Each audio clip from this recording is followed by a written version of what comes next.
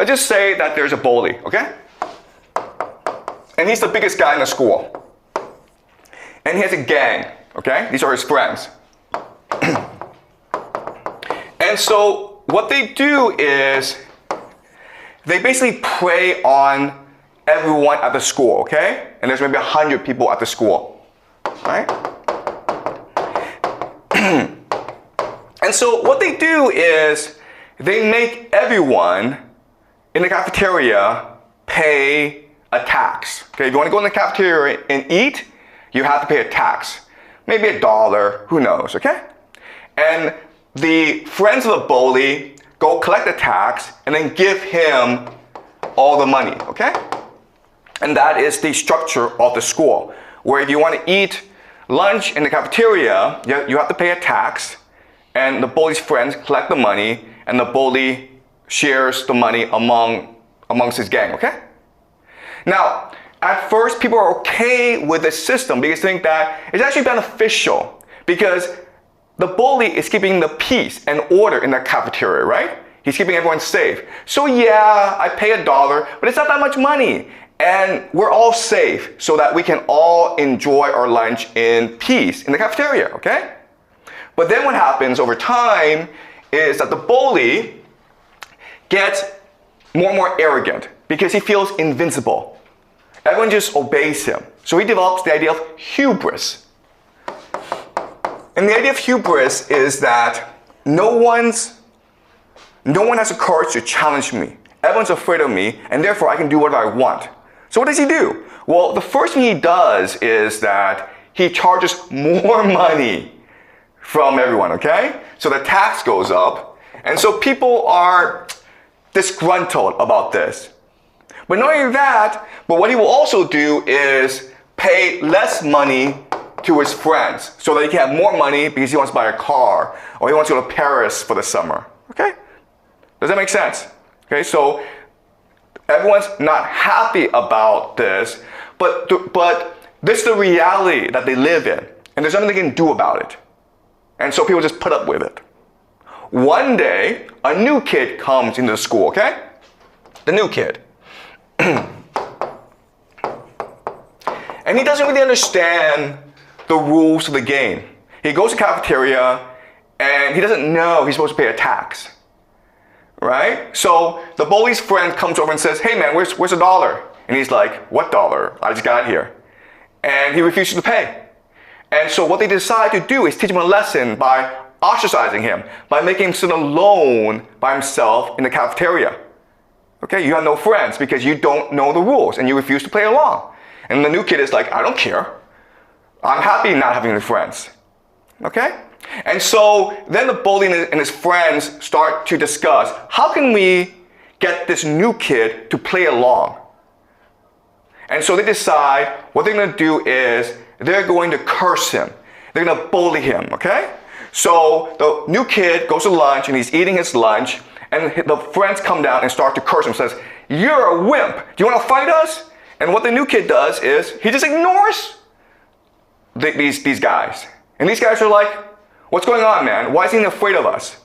And slowly what happens is that the other people, the other kids, recognize that, wow, maybe it is possible to rebel against the bully. Maybe it is possible not to pay these stupid taxes.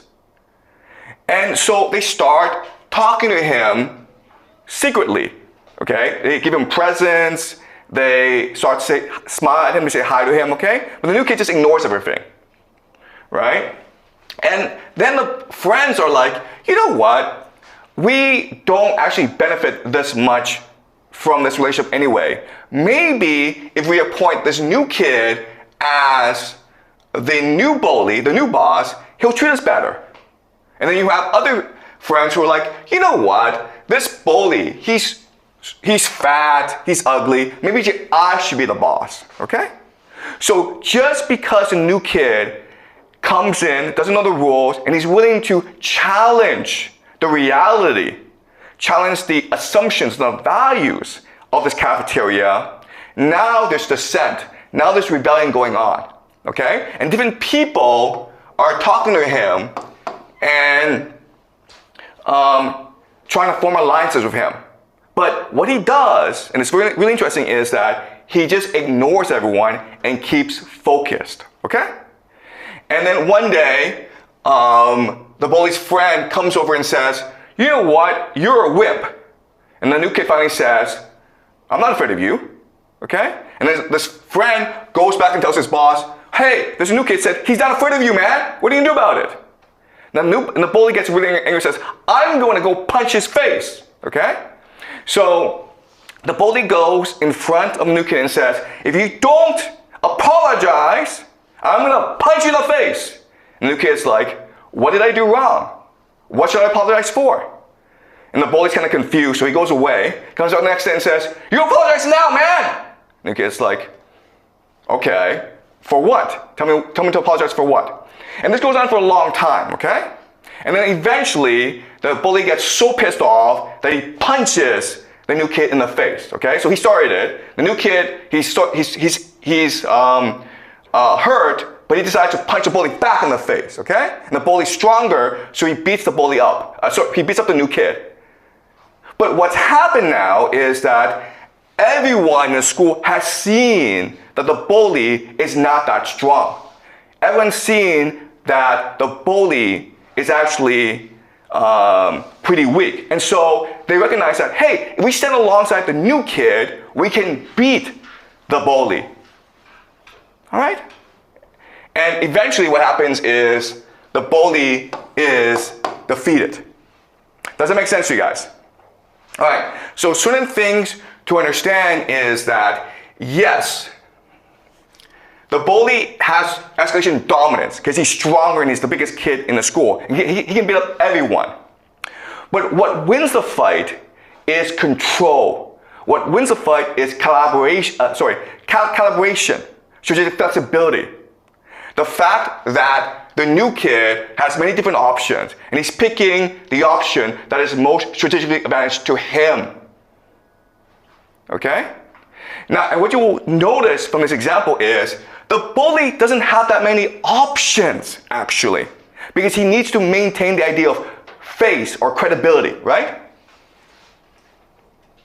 But the moment that you show that it's actually not that big of a deal to be punched by him, he's not that strong, then he loses all credibility, okay? Which means that he either retreats or he's forced to strike harder, to kill you, okay, to maintain his credibility.